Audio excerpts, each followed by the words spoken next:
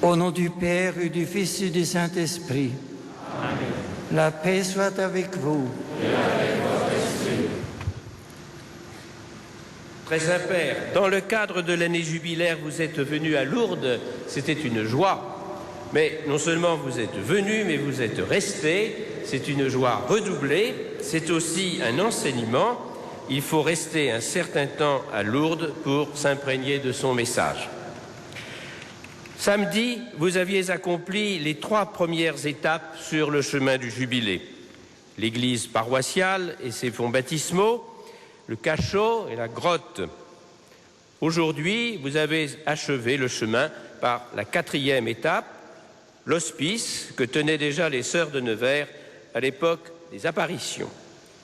L'hospice était doublé d'une école, c'est là que Bernadette se prépara à sa première communion, c'est là qu'elle apprit à aimer les malades, c'est là enfin qu'elle découvrit lentement sa vocation, entrer dans la congrégation des sœurs de Nevers. En commençant cette matinée par l'oratoire de l'hospice, vous ne pouviez mieux faire pour nous préparer à l'Eucharistie que vous allez présider maintenant. Elle est dédiée tout particulièrement aux personnes malades de tous âges, aux personnes handicapées à divers points de vue, et conjointement à tous ceux qui sont à leur service. Je pense tout particulièrement au personnel de santé et aux hospitaliers.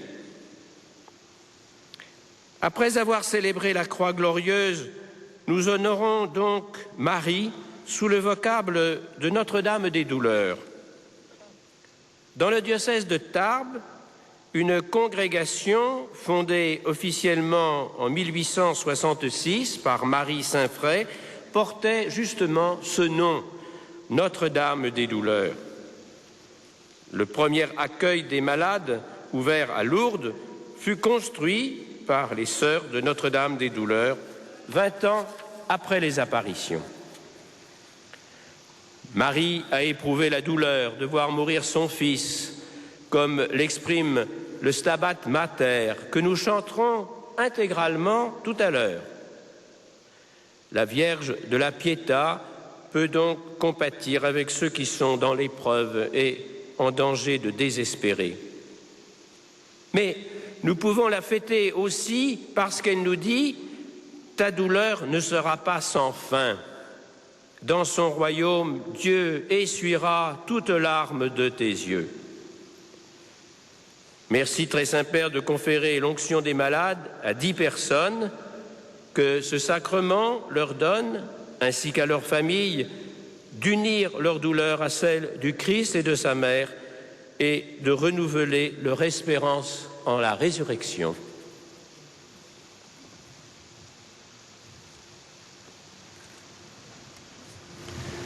Frères et sœurs, hier, nous avons célébré la gloire glorieuse du Seigneur Jésus.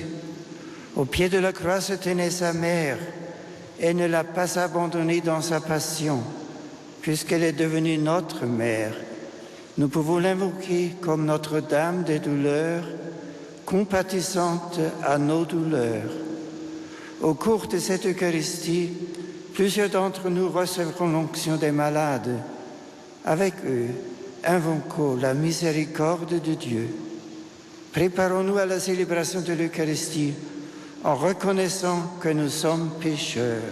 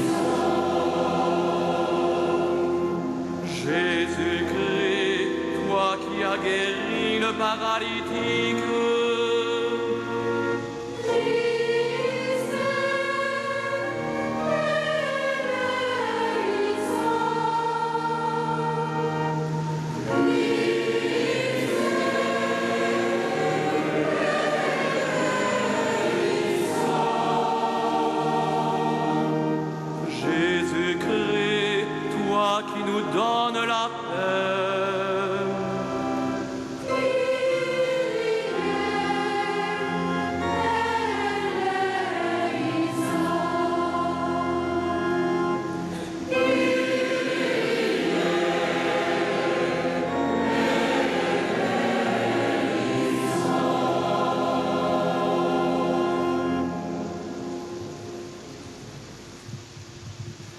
Que Dieu Tout-Puissant nous fasse miséricorde, qu'il nous pardonne nos péchés et nous conduise à la vie éternelle. Amen. Prions le Seigneur. Tu as voulu, Seigneur, que la mère de ton Fils, debout près de la croix, fût associée à ses souffrances. Accorde à ton Église de s'unir, elle aussi, à la passion du Christ, afin d'avoir part à sa résurrection. Lui qui vit, règne avec toi et le Saint-Esprit, maintenant et pour les siècles des siècles. Amen. De la lettre aux Hébreux. Le Christ, pendant les jours de sa vie mortelle, a présenté avec un grand cri et des larmes sa prière et sa supplication à Dieu qui pouvait le sauver de la mort. Et parce qu'il est soumis en tout, il a été exaucé.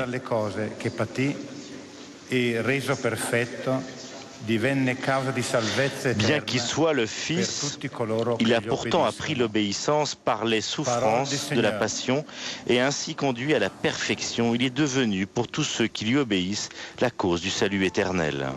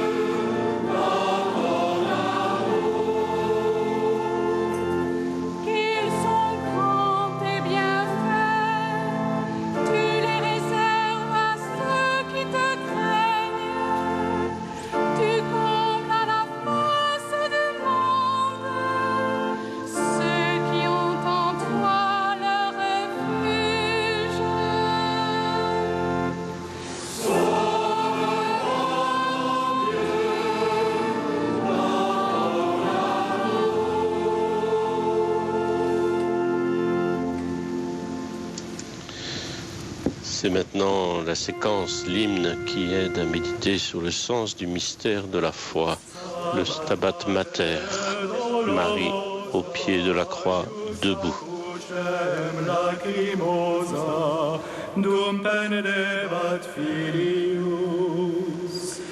Cuius animam gementem contristatam et dolentem per transivit gladius.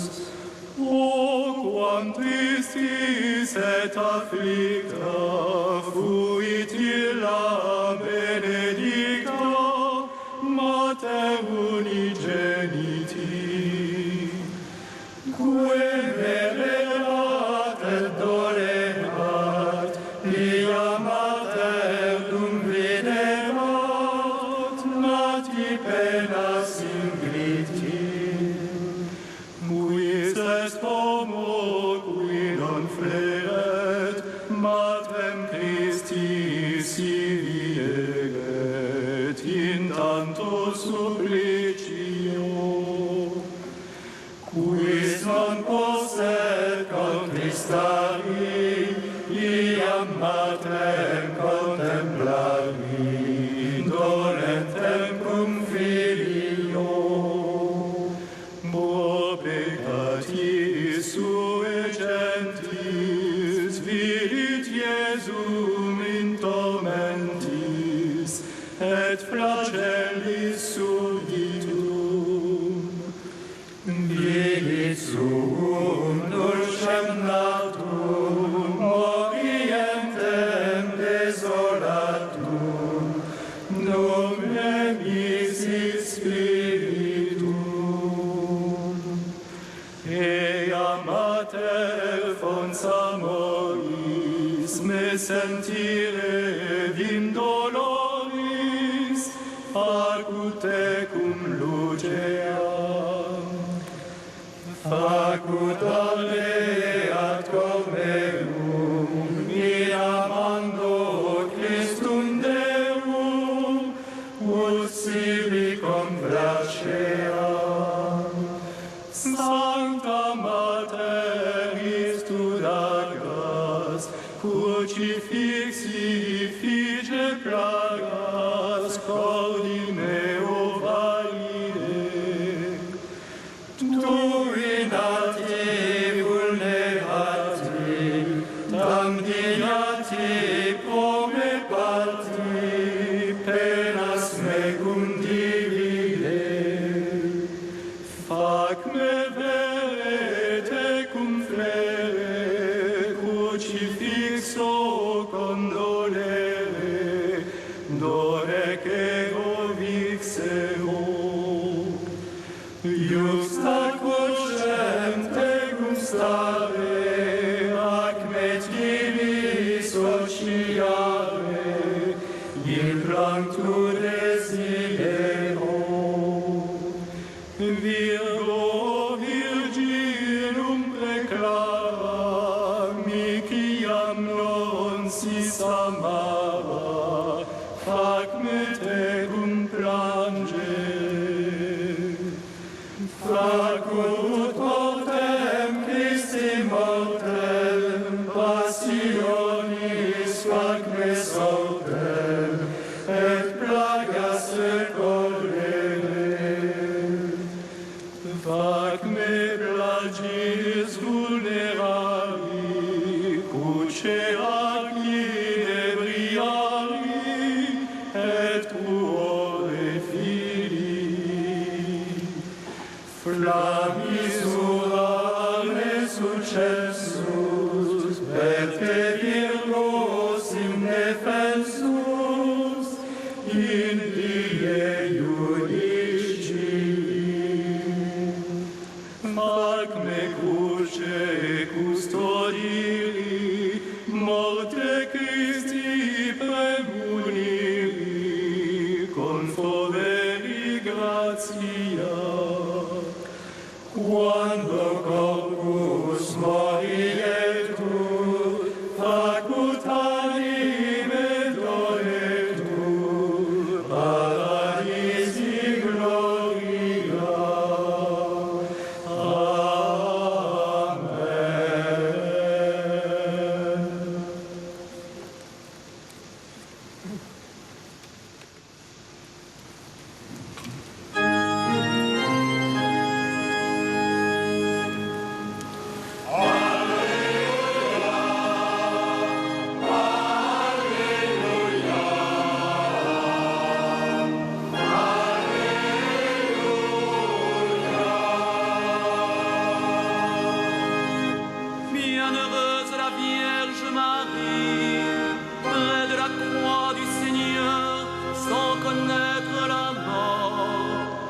mérité la gloire du martyr.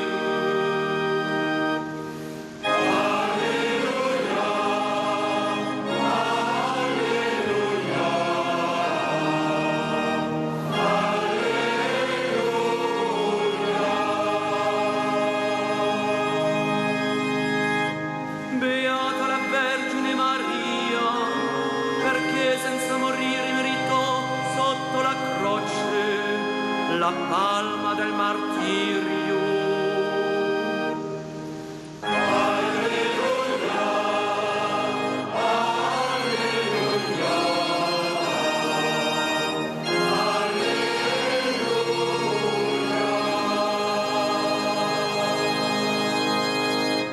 Feliz la Virgen María, que sin morir mereció la palma del martirio junto a la cruz del Señor.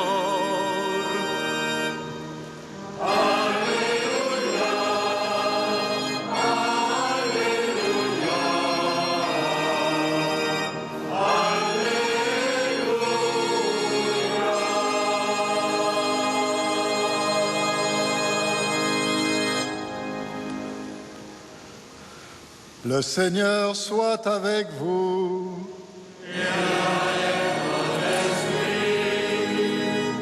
Évangile de Jésus-Christ selon saint Jean.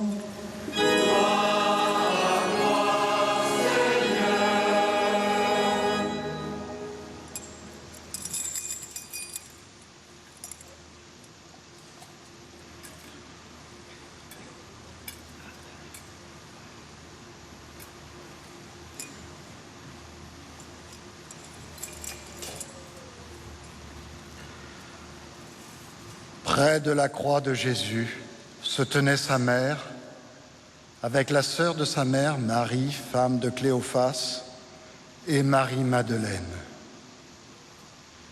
Jésus, voyant sa mère, et près d'elle le disciple qu'il aimait, dit à sa mère, « Femme, voici ton fils. » Puis il dit au disciple, « Voici ta mère. » À partir de cette heure-là, le disciple l'a pris chez lui.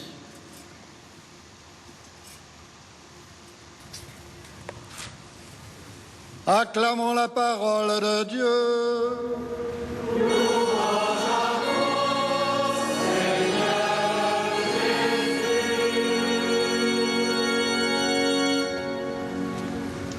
Là maintenant, Sa Sainteté le Pape, après avoir vénérer l'évangéliaire, la parole de Dieu, nous donnera son homélie aujourd'hui en direct depuis le parvis de la basilique du Rosaire à Lourdes.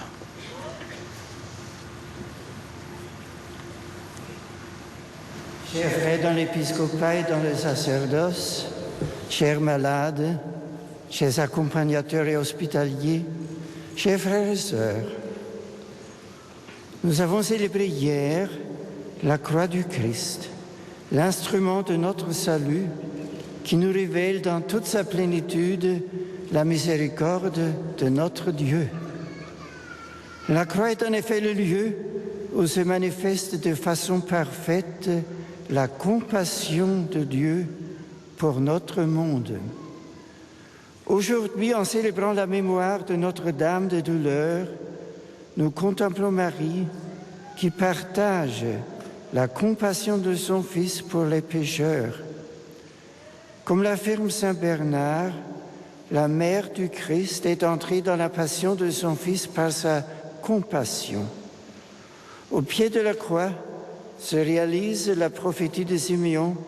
Son cœur de mère est transpercé par le supplice infligé à l'innocent né de sa chair. Comme Jésus a pleuré, Marie a certainement elle aussi pleuré devant le corps torturé de son enfant. La discrétion de Marie nous empêche de mesurer l'abîme de sa douleur. La profondeur de cette affliction est seulement suggérée par le symbole traditionnel de cette glaive. Comme pour son Fils Jésus, il est possible de dire que cette souffrance l'a conduite elle aussi à sa perfection pour la rendre capable d'accueillir la nouvelle mission spirituelle que son Fils lui confie juste avant de mettre l'Esprit, devenir la mère du Christ en ses membres. En cette heure, à travers la figure du disciple bien-aimé, Jésus présente chacun de ses disciples à sa mère en lui disant « Voici ton Fils ». Marie est aujourd'hui dans la joie et la gloire de la résurrection. Les larmes qui étaient les siennes au pied de la croix se sont transformées en un sourire que rien n'effacera, tandis que sa compassion maternelle envers nous demeure intacte. L'intervention secourable de la Vierge Marie au cours de l'histoire l'atteste et ne cesse de susciter à son égard, dans le peuple de Dieu, une confiance inébranlable. La prière du « Souvenez-vous » exprime très bien ce sentiment. Marie aime chacun de ses enfants, portant d'une façon particulière son attention sur ceux qui, comme son Fils à l'heure de sa passion, sont en proie à la souffrance. Elle les aime, tout simplement parce qu'ils sont ses fils, selon la volonté du Christ sur la croix.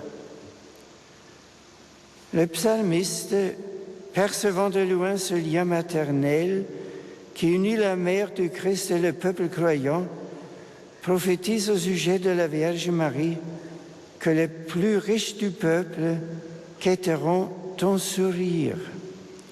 Ainsi, à l'instigation de la parole inspirée de l'Écriture, les chrétiens ont-ils depuis toujours quêté le sourire de Notre-Dame, ce sourire que les artistes au Moyen-Âge ont su prodigieusement représenter et mettre en valeur. Ce sourire de Marie est pour tous.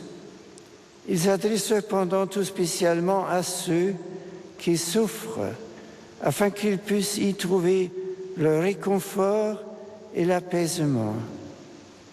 Rechercher le sourire de Marie n'est pas le fait d'un sentimentalisme dévot ou suranné, mais bien plutôt l'expression juste de la relation vivante et profondément humaine qui nous lie à celle que le Christ nous a donnée pour mère. Désirer contempler ce sourire de la Vierge, ce n'est pas se laisser mener par une imagination incontrôlée. L'Écriture elle-même nous le dévoile sur les lèvres de Marie lorsqu'elle chante le Magnificat. « Mon âme exalte le Seigneur, mon esprit exulte en Dieu mon Sauveur. » Quand la Vierge Marie rend grâce au Seigneur, elle nous prend à témoin. Marie partage, comme par anticipation avec ses futurs enfants que nous sommes, la joie qui habite son cœur pour qu'elle devienne la nôtre. Chaque récitation du Magnificat fait de nous des témoins de son sourire. Ici à Lourdes, au cours de l'apparition qui eut lieu le mercredi 3 mars 1858, Bernadette contempla de manière toute particulière ce sourire de Marie. Celui-ci fut la première réponse que la belle dame donna à la jeune voyante qui voulait connaître son identité.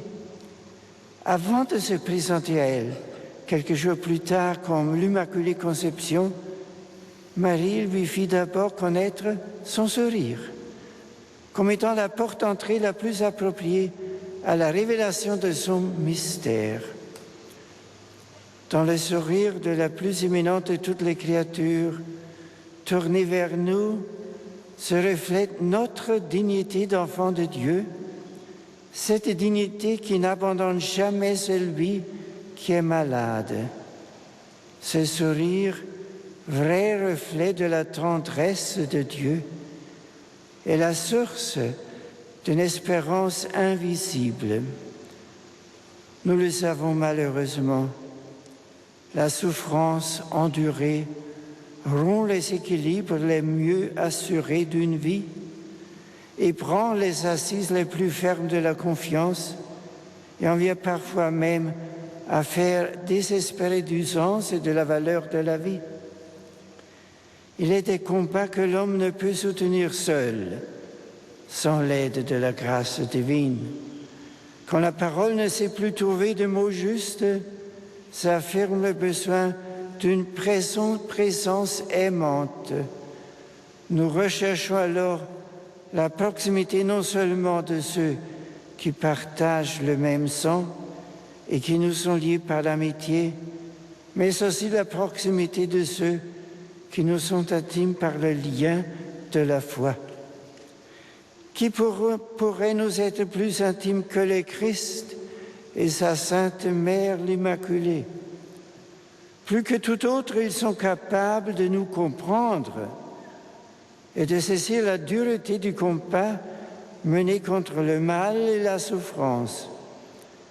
La lettre aux Hébreux dit à propos du Christ qu'il n'est pas incapable de partager notre faiblesse, car en toute chose, il a connu l'épreuve comme nous. Je souhaiterais donc dire humblement à ceux qui souffrent et à ceux qui luttent sont tentés de tourner le dos à la vie, tournez-vous vers Marie. Dans le sourire de la Vierge se trouve mystérieusement cachée la force de poursuivre le combat contre la maladie et pour la vie. Auprès d'elle se trouve également la grâce d'accepter, sans crainte ni amertume, de quitter ce monde à l'heure voulue par Dieu. Comme elle était juste, l'intuition de cette belle figure spirituelle française dont Jean-Baptiste Chotard, qui dans l'âme de tout apostolat proposait aux chrétiens ardents de fréquentes rencontres de regard avec la Vierge Marie.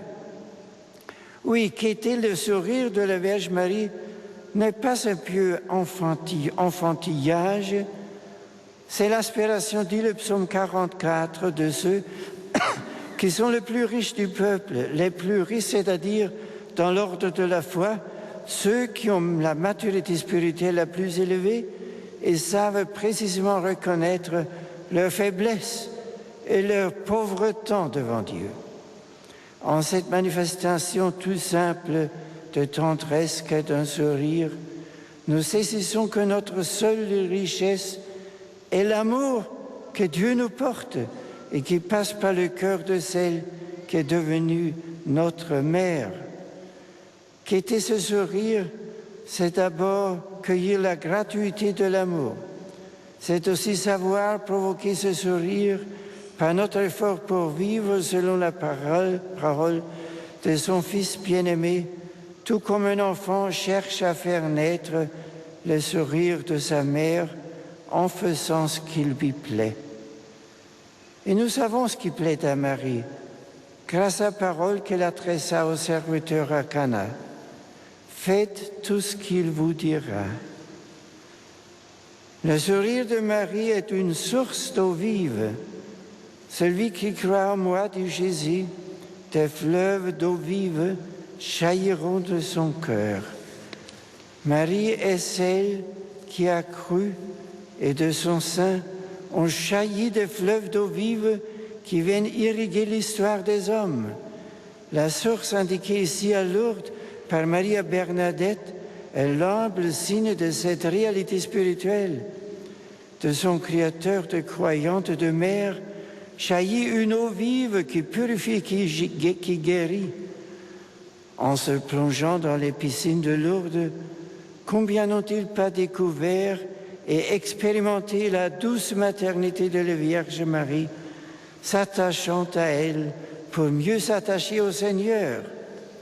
Dans la séquence liturgique de cette fête de Notre-Dame des Douleurs, Marie est honorée sous le titre de Fons Amoris, source d'amour. Du cœur de Marie sourd en effet un amour gratuit qui suscite en réponse un amour filial, appelé à s'affiner sans cesse. Comme toute mère, et mieux que toute mère, Marie est l'éducatrice de l'amour. C'est pourquoi tant de malades viennent ici à Lourdes pour se désaltérer auprès du Fons Amoris et pour se laisser conduire à l'unique source du salut, son Fils, Jésus le Sauveur. Le Christ dispense son salut à travers les sacrements et tout spécialement aux personnes qui souffrent de maladies ou qui sont porteuses d'un handicap à travers la grâce de l'onction des malades. Pour chacun, la souffrance est toujours une étrangère.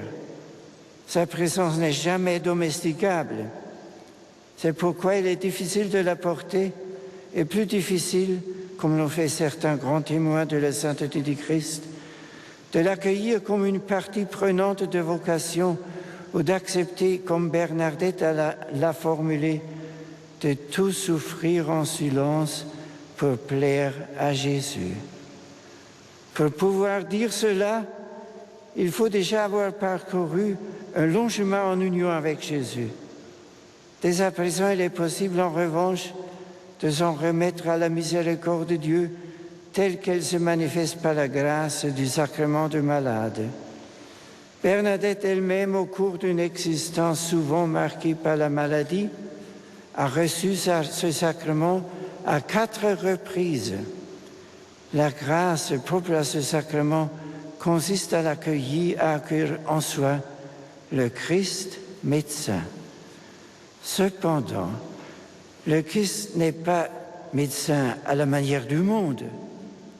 Pour nous guérir, il ne demeure pas extérieur à la souffrance éprouvée. Il la soulage en venant habiter en celui qui est atteint par la maladie pour la porter et la vivre avec lui. La présence du Christ vient rompre l'isolement que provoque la douleur. L'homme ne porte plus seul son épreuve, mais il est conformé au Christ qui souffre au Père en tant que membre souffrant du Christ. Il participe en lui à l'enfantement de la nouvelle création. Sans l'aide du Seigneur, le joug de la maladie et de la souffrance est cruellement pesant. En recevant le sacrement des malades, nous ne désirons porter d'autre joug que celui du Christ, fort de la promesse qu'il nous a faite que son joug sera facile à porter et son fardeau léger. J'invite les personnes qui recevront l'onction des malades au cours de cette messe à entrer dans une telle espérance. Le Concile Vatican II a présenté Marie comme la figure en laquelle est résumé tout le mystère de l'Église. Son histoire personnelle anticipe le chemin de l'Église, qui est invitée à être tout aussi attentive qu'elle aux personnes qui souffrent. J'adresse un salut affectueux à toutes les personnes, particulièrement le corps médical et soignant, qui a divers titres dans les hôpitaux ou dans d'autres institutions, contribue aux soins des malades avec compétence et générosité. Je voudrais également dire à tous les hospitaliers, aux brancardiers, aux accompagnateurs, qui provenant de tous les diocèses de France et plus loin encore, entourent tout au long de l'année les malades qui viennent en pèlerinage à Lourdes, combien leur service est précieux. Ils sont les bras de l'Église servante. Je souhaite enfin encourager ceux qui, au nom de leur foi, accueillent, visitent les malades, en particulier dans les aumôneries des hôpitaux, dans les paroisses, ou comme ici, dans le sanctuaire. Puissiez-vous, en étant les porteurs de la miséricorde de Dieu, toujours ressentir dans cette mission importante et délicate le soutien effectif et fraternel de vos communautés.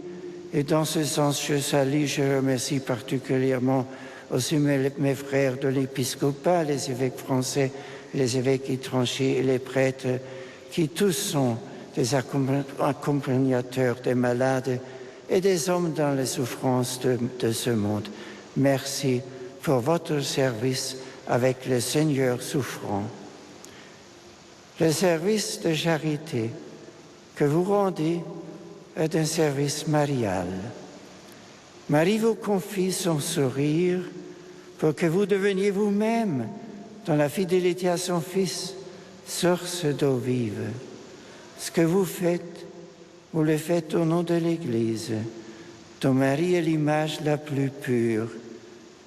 Puissiez-vous porter son sourire à tous. En conclusion, je souhaite m'unir à la prière des pèlerins et des malades et reprendre avec vous un extrait de la prière à Marie proposée pour la célébration de ce jubilé. Parce que tu es le sourire de Dieu, le reflet de la lumière du Christ, la demeure de l'Esprit Saint, parce que tu as choisi Bernadette dans sa misère, que tu es l'étoile du matin, la porte du ciel et la première créature ressuscitée, Notre-Dame de Lourdes, avec nos frères et sœurs dont le cœur et le corps sont endoloris, nous te prions. Amen.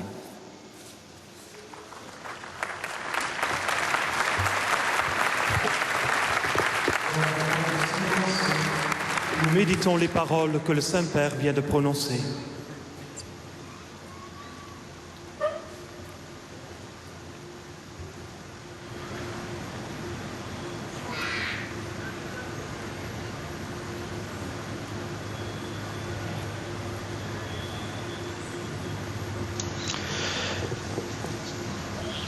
Le Saint-Père va donner maintenant l'onction des malades à une dizaine de malades venus ici en pèlerinage,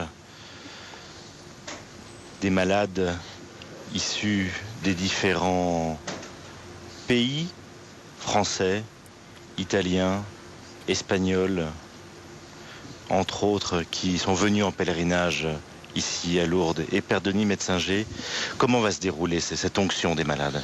Eh bien, le rituel prévoit qu'après un bref rappel de la parole de Dieu, dans la lettre de Saint Jacques, qui lui-même parle de cette onction, il y a l'imposition des mains, puis une prière sur l'huile, car soit on utilise l'huile qui a été bénie au cours de la messe chrismale, pendant la semaine sainte. C'est ça, voilà.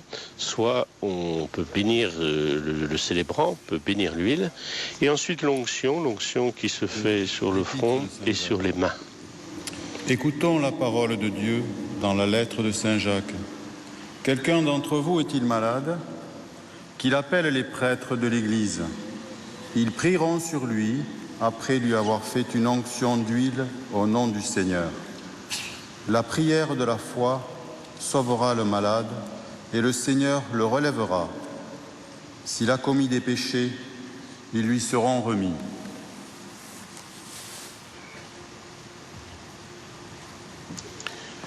Le Saint-Père va maintenant imposer les mains, un geste biblique très ancien.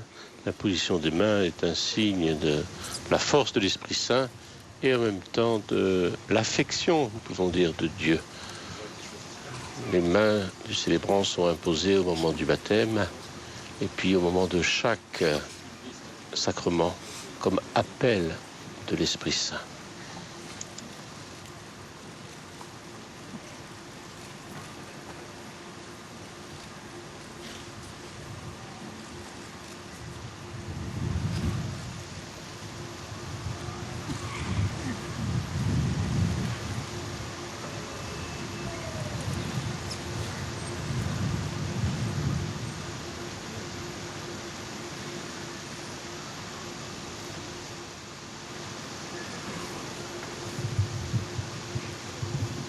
Nous te rendons grâce, Père, car c'est toi qui sanctifies toutes choses. C'est toi qui as béni cette huile par la puissance de son esprit. Manifeste encore ton amour pour tes serviteurs et tes servantes qui vont recevoir l'onction avec foi. Accorde-leur, nous t'en prions, la santé du corps et de l'esprit, par Jésus le Christ, notre Seigneur.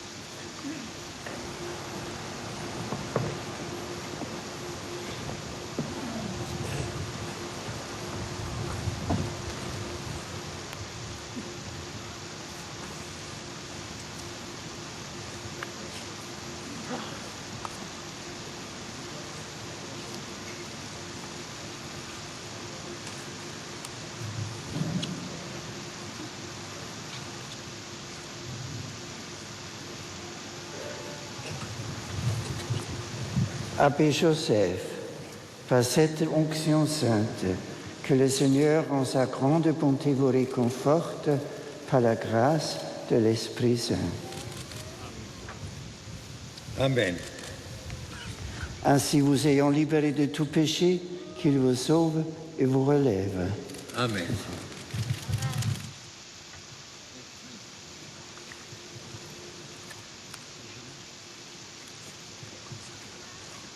Barthélemy Samson, par cette onction sainte que le Seigneur en sa grande bonté vous réconforte par la grâce de l'Esprit Saint. Ainsi vous ayant libéré de tout péché, qu'il vous sauve et vous relève. Amen.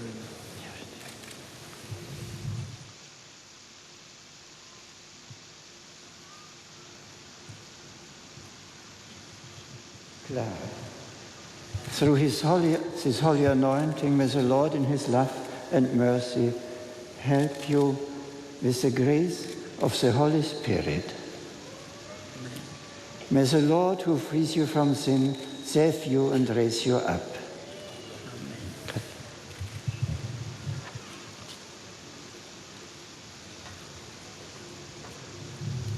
Jacqueline, par cette onction sainte que le Seigneur en sa grande bonté vous réconforte par la grâce de l'Esprit Saint.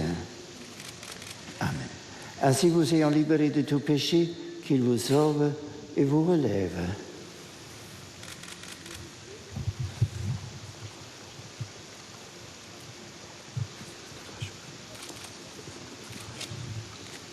François, par cette onction sainte que le Seigneur en sa grande bonté vous réconforte par la grâce de l'Esprit Saint.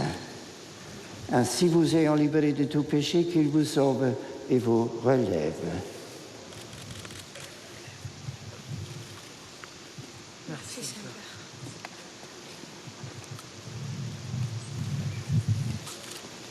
Jannick, par cette onction sainte que le Seigneur en sa grande bonté vous réconforte par la grâce de l'Esprit Saint. Ainsi vous ayant libéré de tout péché, qu'il vous sauve et vous relève.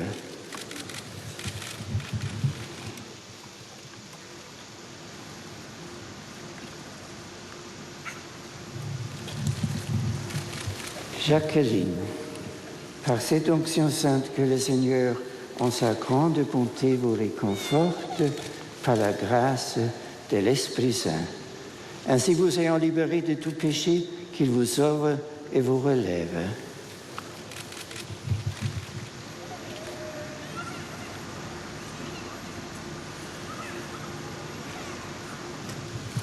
Rabea, durch diese heilige Salbung helfe dir der Herr in seinem reichen Erbarmen. Er stehe dir bei mit der Kraft des Heiligen Geistes. Der Herr, der dich von Sünden befreit, rette dich in seiner Gnade, richte er dich auf.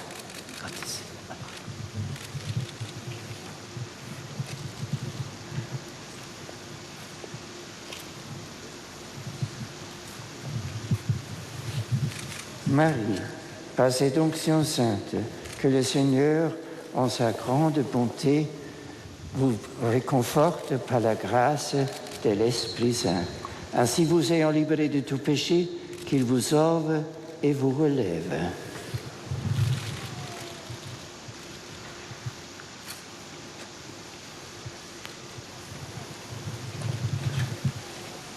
Jean-Noël, par cette onction sainte, que le Seigneur, en sa grande bonté, vous réconforte par la grâce de l'Esprit Saint. Amen. Et ainsi, vous ayant libéré de tout péché, qu'il vous sauve et vous relève. Amen.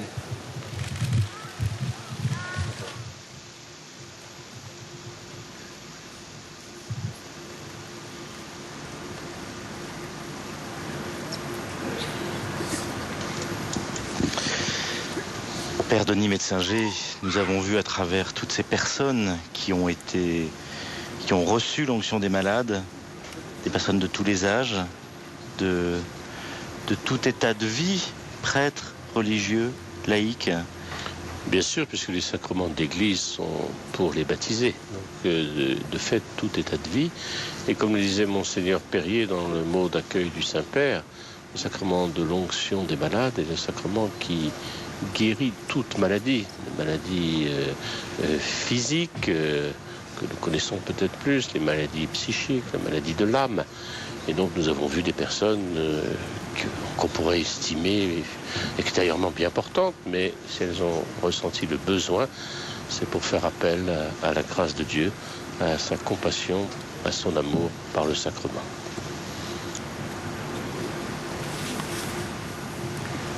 Frères et sœurs, désormais la force de Dieu agit dans votre faiblesse.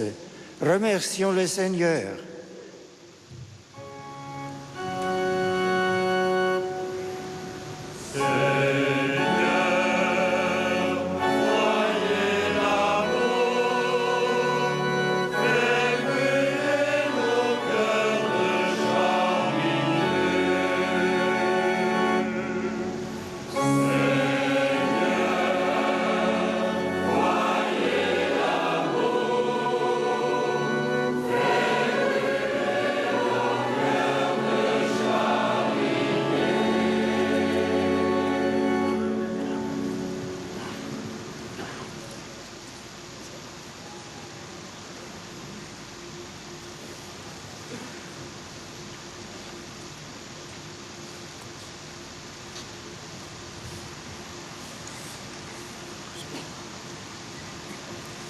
Pour ceux qui ont été marqués par l'huile sainte, qu'ils puisent force et patience dans le sacrement qu'ils ont reçu.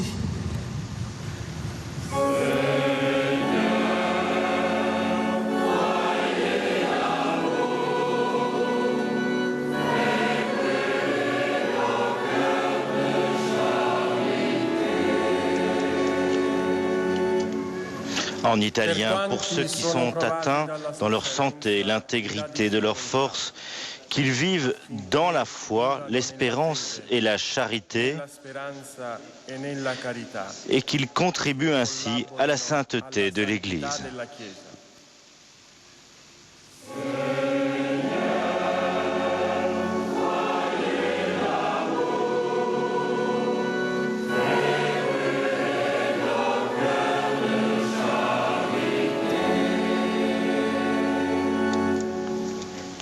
En espagnol, pour les personnes handicapées, qu'elles soient pleinement respectées dans la société et dans l'Église.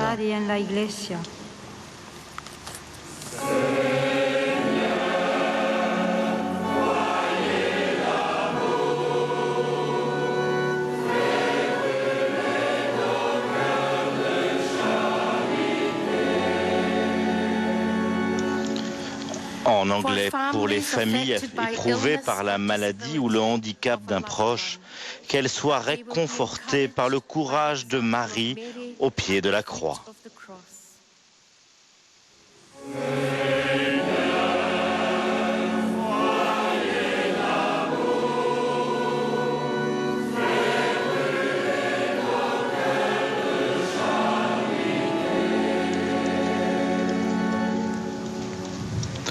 En allemand, pour les hospitaliers et les professionnels de santé qu'ils découvrent dans le Christ, médecin de l'humanité, la plénitude du salut.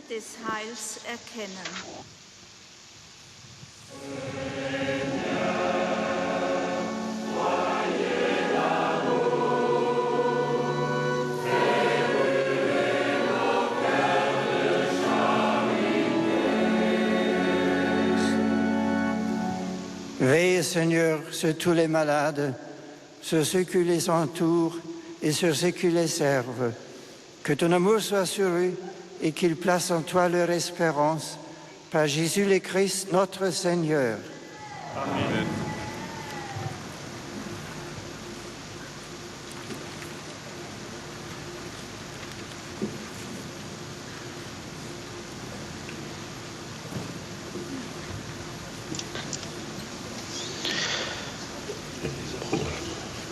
Père, au moment de la présentation des dons et à la fin de cette onction des malades, Père Messager, nous pouvons peut-être rappeler quand est-ce qu'on peut recevoir ce sacrement des malades, justement.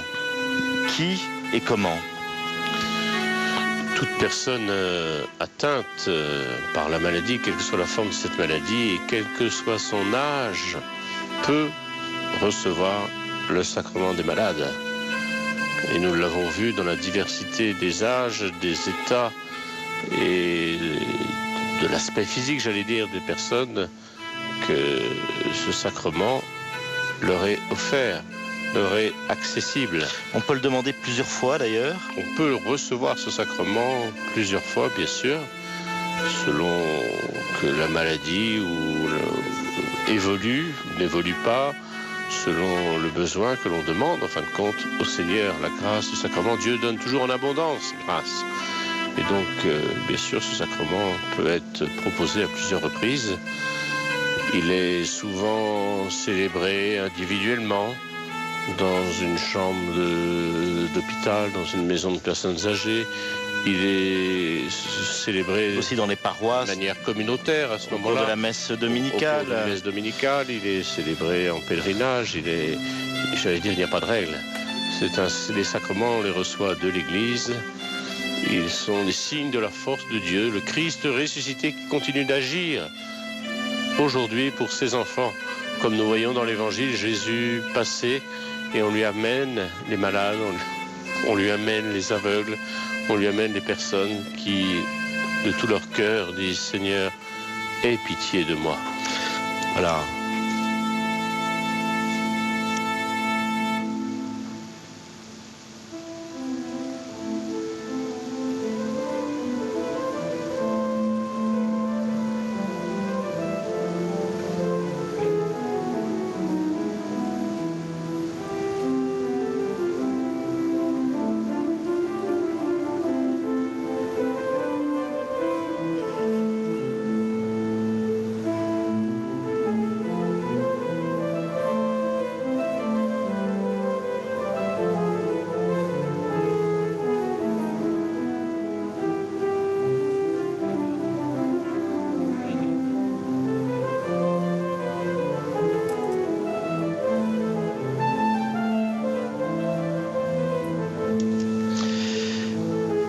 Ce sont des hospitaliers et hospitalières qui présentent les offrandes au Saint-Père, ces offrandes qui vont être offertes pendant cette célébration. Suivant les diocèses, les pays, chaque hospitalité a un uniforme lorsqu'on accompagne les malades. Et souvent, les Italiens, les femmes portent un voile comme de nombreuses infirmières auparavant. Oui, parce qu'il faut savoir que les pèlerinages de malades sont nés avec l'extension, j'allais dire, de la SNCF. Et donc, il y a quelque part un peu un rappel du personnel médical connu en temps de guerre. Voilà. Ce sont des médecins maintenant, dont le docteur Tellier, qui est directeur du bureau médical ici à Lourdes, qui, notamment lors de la procession eucharistique chaque jour, ce sont eux qui, en premier, sont à la suite de Jésus dans son Eucharistie, montrant ainsi que les médecins sont bien persuadés ici, non seulement ils soignent les malades, mais ils savent qu'ils ne peuvent pas tout faire. L'Église prie régulièrement pour tous ceux qui sont au service des malades. Et le pape Jean-Paul II avait institué, au jour de la fête liturgique de Notre-Dame de Lourdes, le 11 février, la journée mondiale de prière pour les personnes malades et handicapées. Et à vous tous qui êtes unis dans la prière, par catéo, vous qui nous regardez dans vos paroisses, chez vous, dans telle ou telle résidence, eh bien, je voudrais vous inviter en ce temps d'offertoire à porter dans la prière les malades, à porter dans la prière le personnel médical que vous connaissez, que vous côtoyez, quel qu'il soit. Ce sont des serviteurs et c'est notre devoir fraternel de prier pour eux, de prier pour les chercheurs, de prier pour les scientifiques, pour tous ceux qui cherchent à améliorer la condition de vie, le respect de la personne malade ou handicapée. Et toutes les personnes aussi qui sont dans des tâches souvent de l'ombre, qui sont aussi au service des malades et personnes handicapées.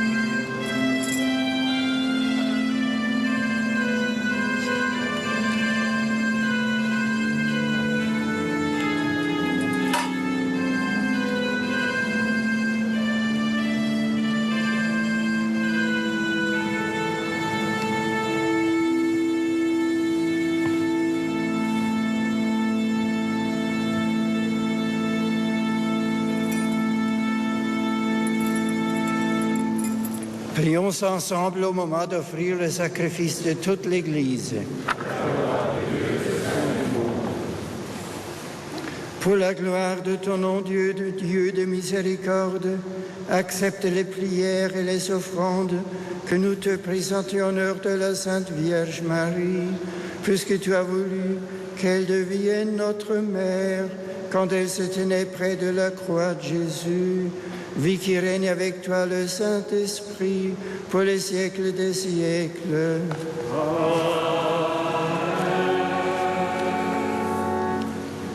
Le Seigneur soit avec vous. Et avec votre esprit.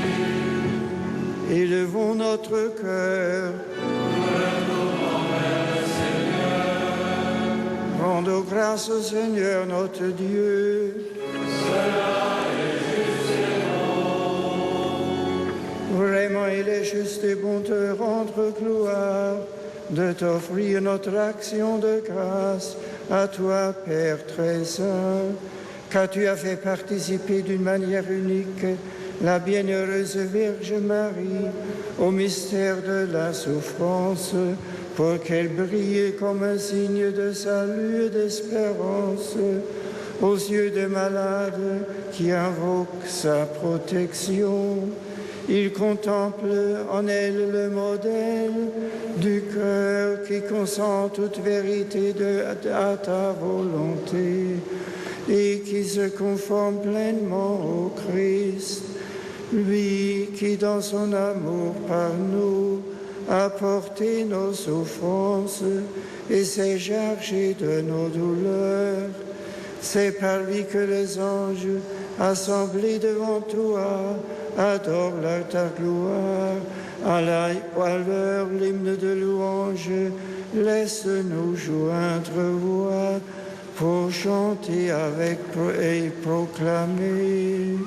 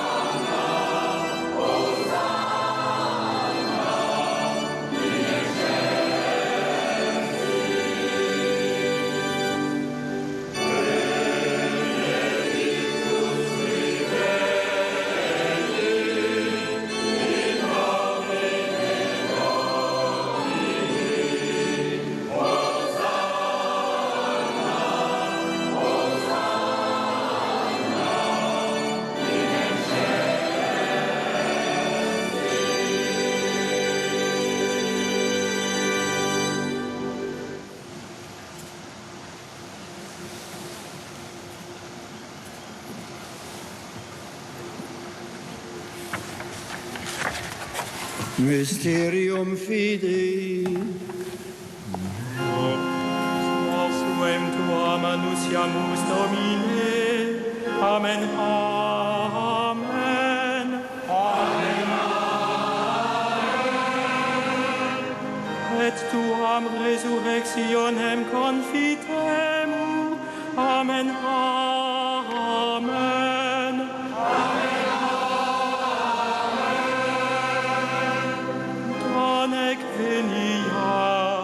Amen, amen. Amen, amen.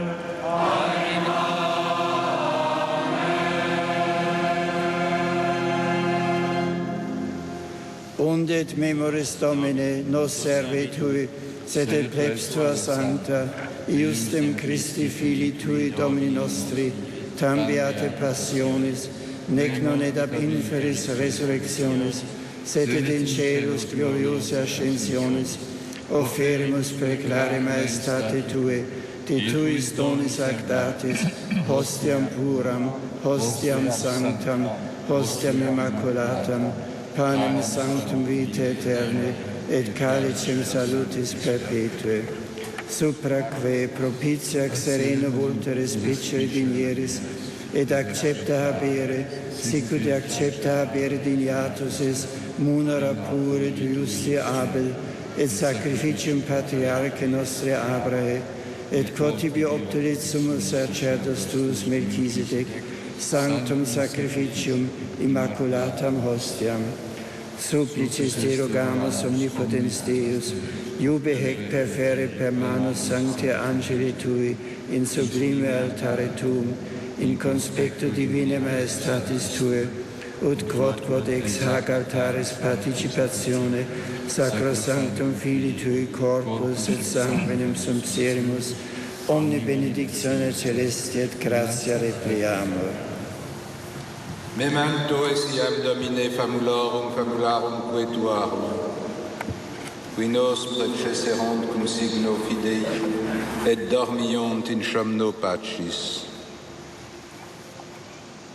Ipsis Domine et omnibus in Christo quiescentibus, locum refrigeri lucis et pacis ut indulgeas deprecamus.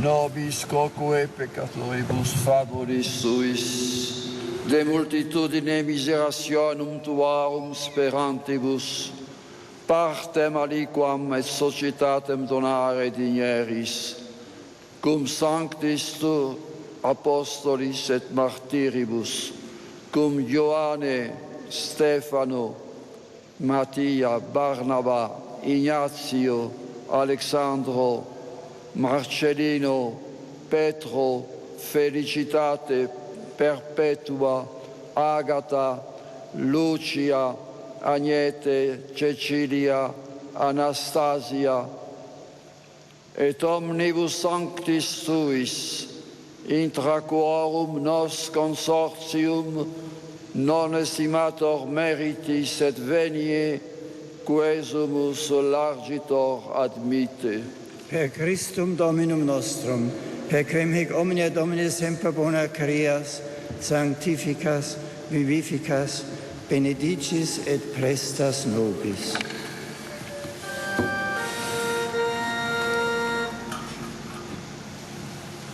Per ipsum et cum ipso et in ipso, est Deum Patri omnipotenti, in unitate Spiritus Sancti, omnis honor et gloria, per omnia saecula saeculorum.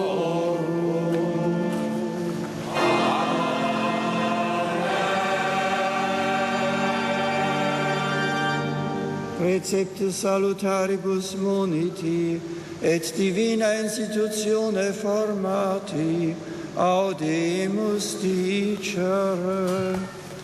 Pater noster, qui es in celis, sanctificetur nomen tuum, adveniat regnum tuum, fiat voluntas tua, sicut in cielo et in terra.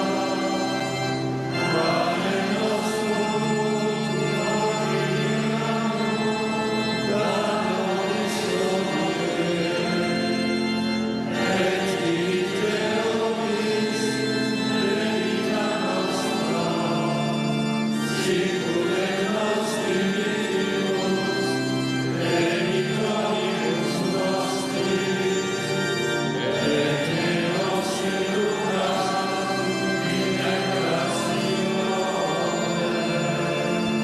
sed libera nos a malo. Délivre-nous de tout mal, Seigneur, et donne la paix à notre temps. Par ta miséricorde, libère-nous du péché, rassure-nous devant les épreuves en cette vie, où nous espérons le bonheur que tu promets et l'avènement de Jésus-Christ, notre Sauveur. Car c'est à toi qu'appartiennent le règne, la gloire, pour les siècles des siècles. Seigneur Jésus-Christ, tu as dit à tes apôtres, je vous laisse la paix, je vous donne ma paix. Ne regarde pas nos péchés, mais à la foi de ton Église, pour que ta volonté s'accomplisse. Donne-lui toujours cette paix et conduis-la vers l'unité parfaite, toi qui règnes pour les siècles des siècles. Amen. Que la paix du Seigneur soit toujours avec vous. Dans la charité de Christ, nous nous donnons la paix. Que la paix du Christ ressuscité depuis Lourdes vous rejoigne, vous tous qui êtes en communion dans la prière avec nous. Qu'elle vous rejoigne, vous qui peut-être êtes atteints par la faiblesse, la fragilité, la maladie.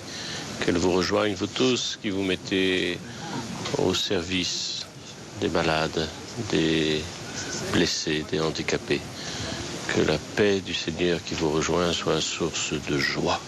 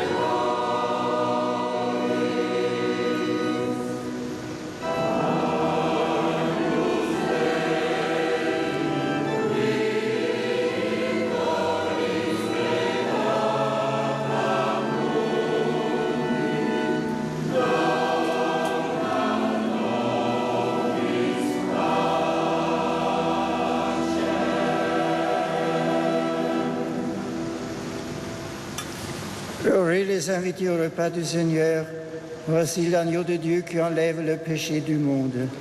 Seigneur, je ne suis pas digne de te recevoir, mais dis seulement une parole et je serai guéri.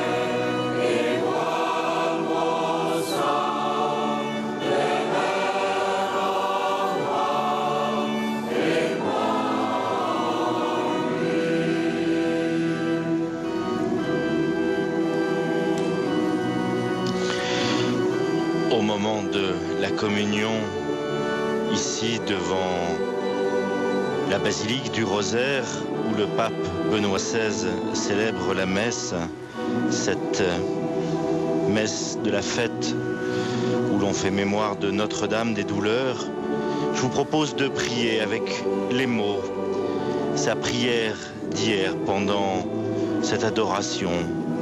Seigneur Jésus, tu es là. Nous te contemplons, nous t'adorons, nous t'aimons, nous cherchons à t'aimer davantage.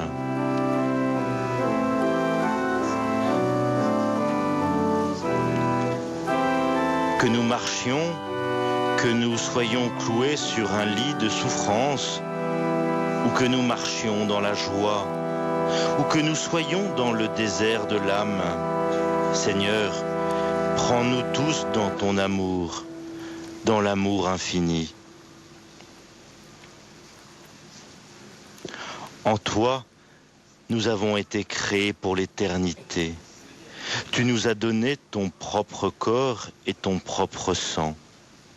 Tu es là ce soir, ce matin, devant nous.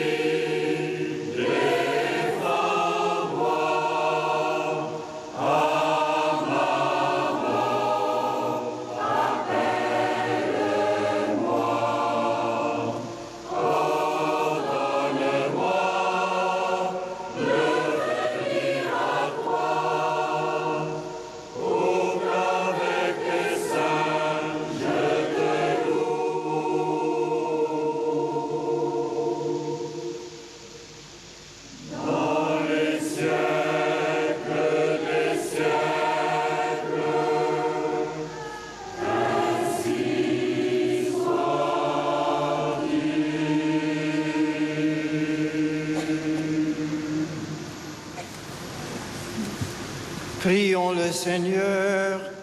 Après avoir reçu le sacrement de l'éternelle rédemption, nous te supplions humblement, Seigneur, en nous rappelant la compassion de la Vierge Marie, puisse-nous accomplir en nous pour l'Église ce qu'il reste encore à souffrir des épreuves du Christ, vie qui règne avec toi et le Saint-Esprit pour les siècles des siècles.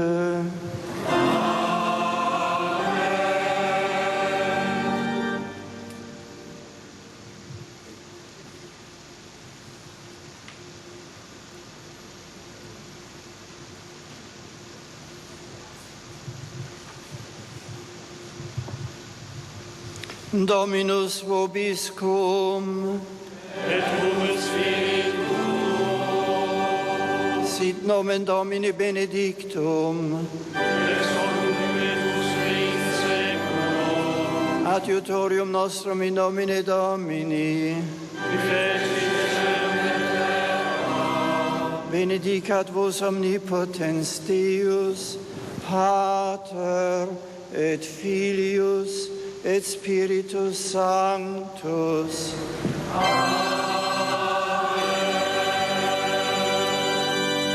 Allez dans la paix du Christ.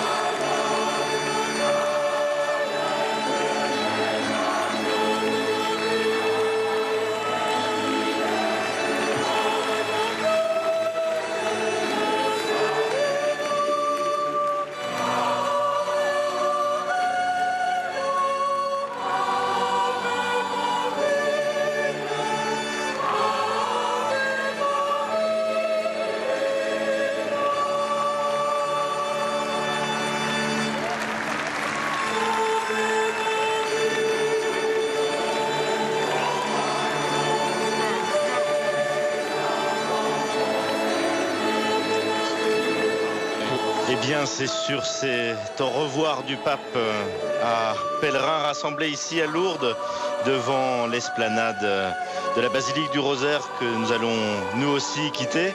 Père Denis Metzinger, pèlerinage du pape, pèlerin parmi les pèlerins, un moment important pendant tous ces 3 jours-là. Moment important pour célébrer le 150e anniversaire des apparitions, moment de prière, moment d'enseignement, moment de pèlerinage. C'est le successeur de l'apôtre Pierre venu porter aux pieds de Marie toutes les intentions de l'Église